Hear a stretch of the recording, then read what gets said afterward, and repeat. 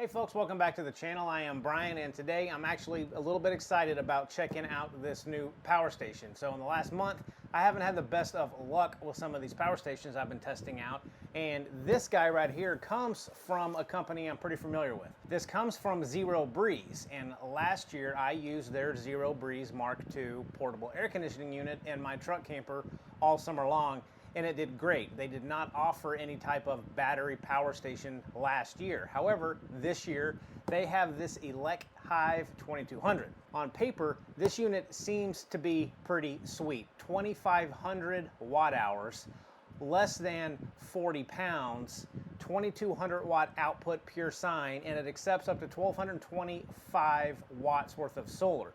So on paper, this thing looks pretty sweet. But let's get it unboxed and do some testing before I come to my final conclusion to see if this is something that you guys might want to take a look at. All right, so let's just get this thing out of the box. I have not taken it out yet. I haven't charged it. I haven't not done anything to it. So start off with, looks like you get some type of little cover for it, maybe? Yeah, okay, so some form of little cover. External charging supply, it appears. Okay, so this does not have a built-in charging device, so you will have to have an external device with an Anderson connection. You've got a 12-volt cigarette-style socket to an Anderson connection, and you also have a DC connection to Anderson port, also for DC charging.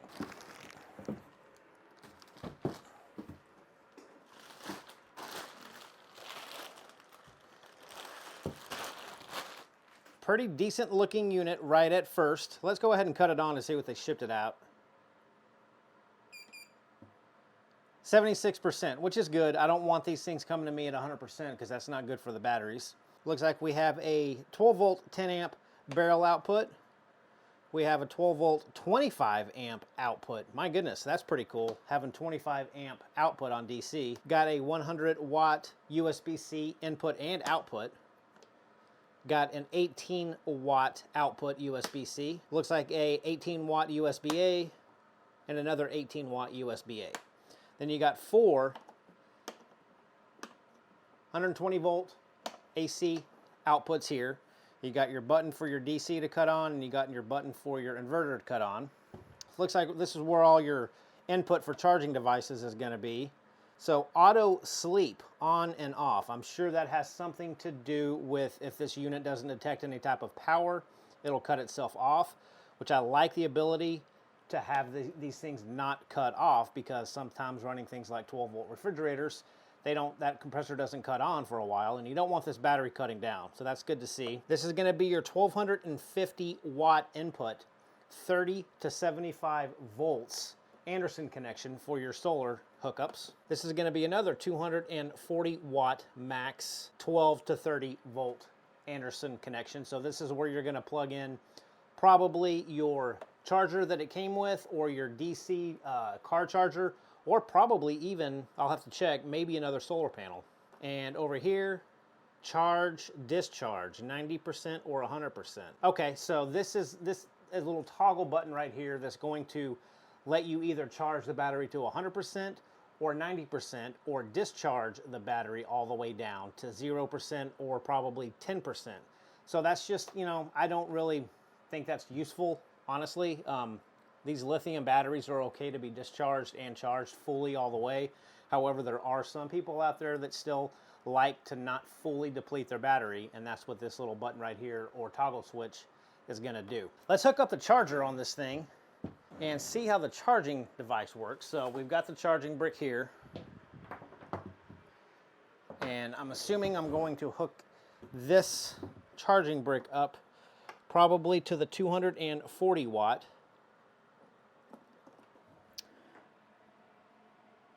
Okay, and we are inputting. One thing I don't particularly like is the fact that it doesn't tell me the amount of watts that is going into this power station from that charging brick. The little battery icon obviously is flashing. However, I do not see anywhere on this screen that tells me exactly how many watts are being put into that.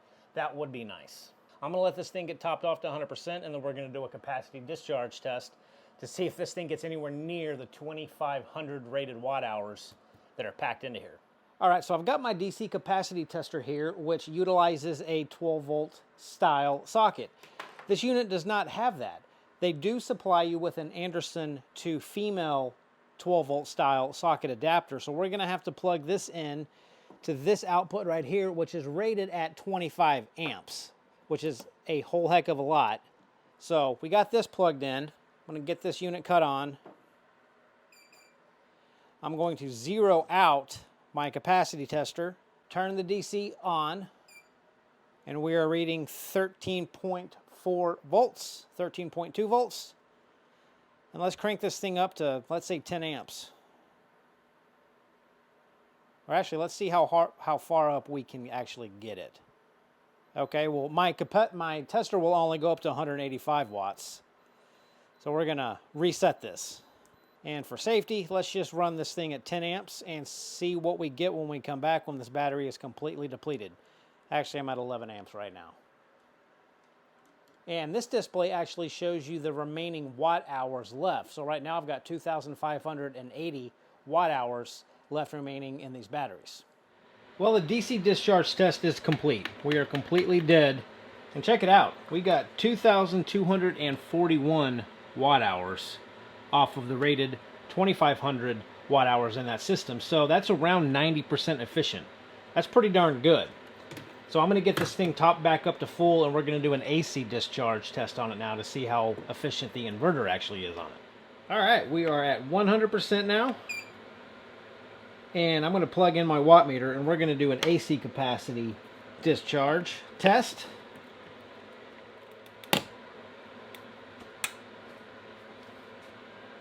There we go. We're pulling 246 watts. And so far I have pulled nothing. So I'll come back when this battery is completely depleted and see how much we're able to squeeze out of that inverter off of this battery. Alright, so we have completely depleted the batteries with that light bulb array. So let me unplug it. 2.33 kilowatts, or 2,330 watt hours. Wow. 93% efficient off of the AC inverter. So far it's doing really, really good off of the DC and AC discharge test, both at 90% or above, so kudos.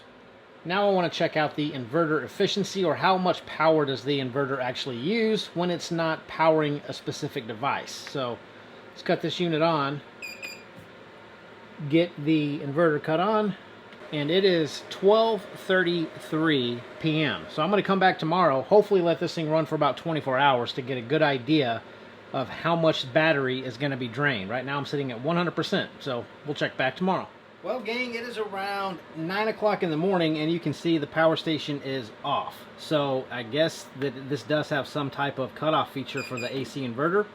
However, I did come back and check on this thing around 9 o'clock last night, and the best guess that I can say is that this probably ran for around 10 hours, and we're down to 95%. So again, my best guess is we lost 5% in 10 hours. So that's not terrible, but I do kind of wish this would have stayed on so I could get a better reading on it. I don't think it's a big deal, though, for the AC inverter to cut off after 10 hours if it's not being used. I mean, that's a safety feature. Some people might like it, some people might not. It doesn't bother me, other than the fact I can't fully test 24 hours off of this. But again, 5% after 10 hours is the loss that we got. Quick voltage check and sine wave. So right now we got the AC inverter cut on, and it's sitting at 112 volts right there. Now let's run a pretty heavy load off of this and see what kind of sine wave we get. So I got here a pretty big 1500 watt space heater. Just go ahead and crank it all the way up to max, and that's going to get us up to over 1,000 watts. Okay, we're over 1,200 now, 1,250, 1,300 watts, 1,350, 1,400 watts. Okay, that's good enough. Let's go in here and check the sine wave. That's pretty impressive.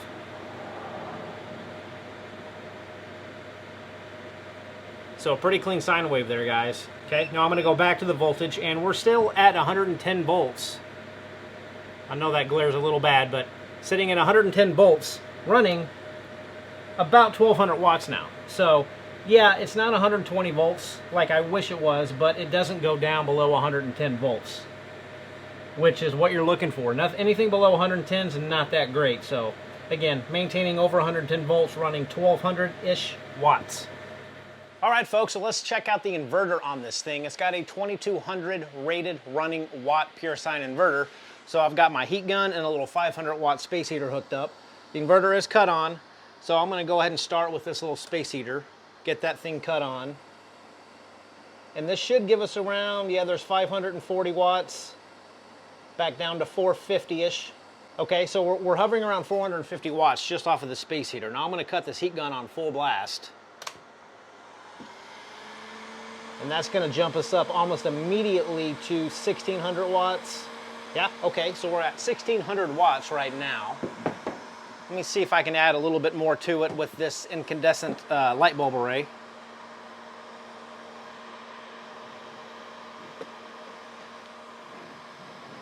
Okay, we got some lights cut on. That's 1900 watts, running just fine. I don't really have anything that's gonna get us to 200 watts. Okay, so we're running fine off of 1900 watts. Everything's going just fine. So I'm gonna unplug this light bulb array and this little space heater right here, because I kind of want to see where this thing's gonna trip out at. So I've got another heat gun here. Let's plug this in and see what we can get.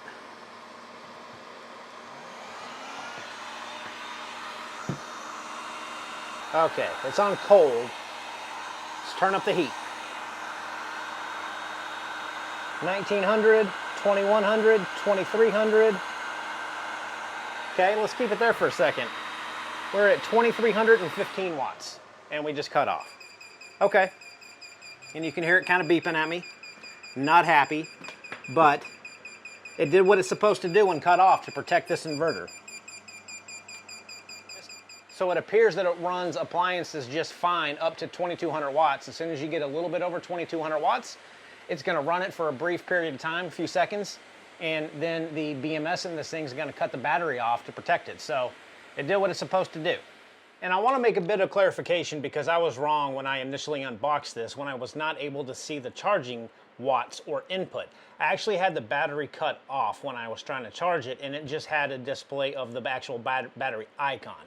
The battery is now, or the power station is now completely cut on. I am charging it with the 200 watt charging brick, and you can see here that I am actually showing input wattage going into the battery at 195-ish watts. So my mistake, I didn't get that at the first time, but I am glad to see that I was wrong, and you actually do see the input watts coming in either via AC charging or solar charging, as long as the battery is actually physically turned on. All right, folks, it is 10:40, September the 18th. And I want to check to make sure that this power station is going to keep this 12-volt cooler running at least overnight, because the last thing I want is for this power station to cut off and have all my food spoil. So I've got it hooked up to the 12-volt output. We're going to get it cut on. Turn my cooler on. We're going to cut it down to, let's cut it down to 36 degrees. Let's make it run. So yeah, I'm gonna come back and check here tomorrow morning to make sure that this whole system is still running. So right now this cooler's pulling on average around 60 watts to get that compressor to kick on and get it down to 36 degrees. But anyway, let's check to make sure that this thing works at least 24 hours. All right, folks, it is 8:20 a.m. Tuesday, September 19th. Battery's still going and my cooler is still functioning properly. So this little unit is able to keep a 12-volt compressor-style fridge running easily overnight, and we'll probably run it until this battery runs dry. So. All right, folks, so that's gonna kind of conclude all the testing on this ElecHive power station. So I'm gonna kind of go over the pros and the cons of this thing to kind of help you better understand if it's worth your money to purchase this or not. So right now on the Zero Breeze website, this is going for $19.99.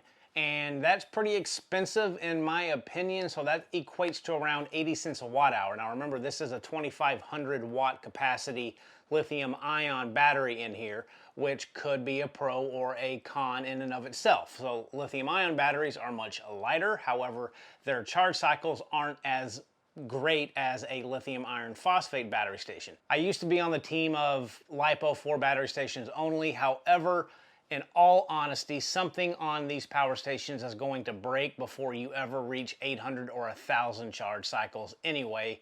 So I think the benefits of a lithium ion are still there because they are a much lighter power station. This is 2,500 watts. I have a couple of 2,000 watt power stations from Ucatel, and they weigh twice as much and they're bigger. This is a very, very small battery for having such a large internal battery capacity, which I do like. It's a lot easier to pack away in the truck, and you got a lot of juice in here, which leads me into my next pro on this battery unit is the efficiency on this thing. So to get 90% on the DC capacity test and almost 93% efficiency on the AC capacity testing is great. So this one did much better compared to a lot of my other battery stations in terms of you're actually getting what you pay for with this battery station in terms of usable capacity. The inverter on this thing put out a very clean sine wave, pulling a pretty heavy load, so you'll be able to hook this thing up to TVs and, you know, sensitive electronic equipment and not worry about dirty energy going into those devices, potentially causing damage to them. So this does put out very, very clean energy, and it's not loud. Even while charging, it doesn't get very loud. I didn't do a decibel test because it's just hard to do it here in the garage. But to my ears, it sounded fine. It didn't, you know, it wasn't overpowering, didn't really bother me. Now, speaking of charging, it does come with this little 200 watt brick. So that's gonna take a long time to charge, 200 watts on a 2,500 watt power station. You can purchase separately this big old guy right here, which is a 26 amp charger from Zero Breeze that comes with the Anderson connections that you're gonna install on the back. So there is potential to charge this thing up a lot quicker if you want to spend the extra dough and get a 26 amp charger from Zero Breeze. However, it does just come with the 200 amp charger. Now you can connect the charger and a solar panel together to double, you know, depending on how much solar panels you have. You can do both at the same time to increase the charging speed, but you know, you only get a 200 watt external charging brick, which is a con to this. There is no internal charging brick, so you will have to carry around this if you're going to be using the AC charging method. And one thing I might not have really gone over is the fact or the reason why Zero Breeze sends this Anderson to female 12 volt socket adapter. And that is because this little guy right here, it looks like a 12 volt standard socket. However, this is a 24 volt output. So if you have a 24 volt system, you can use this, or you can use whatever you want in this particular port to run your 24 volt appliances. And this 24 volt is rated at 25 amps. So you've got a lot of DC amp output capability on this power station. You got 25 amps for 24 volt, and you have 25 amps for the 12 volt output as well. So this could technically easily power an RV system if you want to use your DC appliances off of this battery station. 25 amps is more than enough to push out the slide, run your lights, things like that. So I like that these power stations now are having a lot more output capability on their DC side of things. And this thing has an immense amount of solar input capability on it. So you can charge at up to 1,250 watts, 30 to 75 volts worth of solar on this unit on one of the Anderson input connections, and then on the second Anderson input connection on the back, you can get up to 240 watts worth of solar. So you can hook up a lot of solar to this battery station and charge it up really, really quickly. Again, of course, depending on how much solar you have. This does not have a UPS mode, and frankly, I'm okay with that. I don't necessarily use these as a uninterruptible power source or power supply. But just know, you know, this is not going to keep a sensitive piece of equipment or a computer or a modem or a router or whatever. It's not going to keep those running in the event of a power loss or a fish aquarium or something like that. So that's, you know, could be a con, could be a pro, I don't know, but it does not have a UPS. And the last thing I'll say it doesn't have is an app or Wi-Fi connectivity built into it. I think it's kind of beneficial at times to be able to log into it, update the firmware if you need to, or, you know, just to be able to monitor the battery capacity through an app. However, that does bring more potential issues of things to go wrong. You got a Bluetooth module in here that could potentially go wrong or go bad, and then it doesn't work, and you know, it's another piece of the puzzle that things could go wrong with it. So I don't mind that it doesn't have it. I don't think it's a con or a pro. However, for almost $2,000, I think that they should have installed it in this power station. So that's my review on this ElecHive 2500 watt hour power station. Did great. I would like to see the price come down a little bit. And if it does, then I think it would be a really good contender with a couple of these other bigger brand power stations, because overall it did really well in my testing. So folks, there is the review. Hope you found it informative. If you have any questions or comments or whatever, just leave me a note down below in the video description and I will get back to you. So until next time, folks, see you soon. Take care.